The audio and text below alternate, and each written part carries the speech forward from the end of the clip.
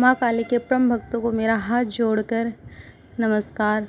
तो बोलिए जय माँ काली की। आज हम ऐसे माँ काली भक्त की कथा सुनाने जा रहे हैं जिसे सुनकर आप सभी की आंखों में आंसू आ जाएंगे। तो बोलिए जय माँ काली की। पूरी कथा जरूर सुनिएगा, बीच में मत छोड़िएगा, आप पर माँ काली की कृपा होगी। गोनू झा माँ काली के परम भगत थे। गोनू झा की श्रद्धा भक्ति से माँ काली प्रसन्न हो गई। उन्होंने गोनू झा को दर्शन देने का मन बना लिया। उन्होंने सोचा कि गोनू झा बहुत चालाक है, इसीलिए दर्शन देने से पहले उसे छकाया जाए। गोनू झा सोए हुए थे। माँ काली ने अपना भयंकर रूप लिया। एक शरीर, दो भुजाएं, किंतु एक सहस्त्र शीर्ष वाली माँ काली प्रकट हो गई।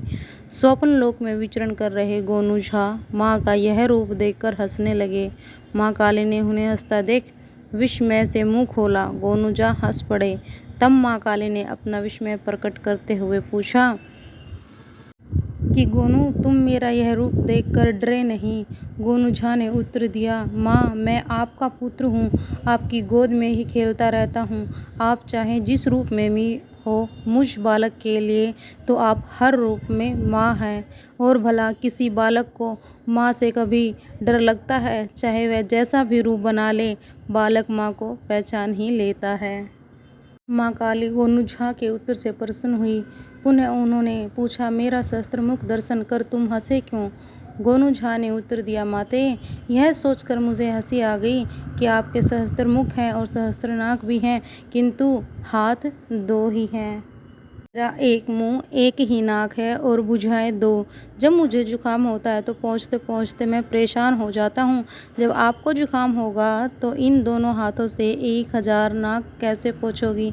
बस यही सोचकर मुझे हंसी आ गई। गोनू झा माँ काली के सामने बिल्कुल निर्दोष बालक की तरह बोल रहे थे। उनकी बाल सुलभ बातें सुनकर माँ प्रसन्न हुई तथा कहा, पुत्र, मैं तुम्हारी बातों से प्रसन्न हुई हूँ, मुझसे कोई वर मांगो। गोनू झा बोले, माँ, मैं क्या वर मांगूं? आपका स्नेह मिलता रहे, यही मेरे लिए काफ़ी है। आपकी कृपा दृष्टि मुझ पर बनी रहे, इससे बड़ी उपलब्धि मेरे लिए और क्या होगी। विवेकतापूर्ण व्यवहार से प्रसन्न तो थी ही। उन्होंने कहा, पुत्र, तुमने कुछ नहीं मांगा, फिर भी मैं तुम्हें वरदान देती हूँ कि कोई भी समस्या तुम्हें उलझा नहीं पाएगी। हर तरह की समस्या का समाधान तुम चुटकियों में कर लोगे। बुद्धि, विवेक, ज्ञान और वाणी कौशल में तुम्हें कोई परास्त नहीं कर सकेगा। ऐसा कहकर माँ काली अंतर्ध्यान हो गई और गोनू झा हाथ फैलाए माते माते कहते हुए बिस्तर पर उठकर बैठ गए। इसके बाद गोनू झा का बुद्धि और वाणी कौशल विश्व में विख्यात हुआ।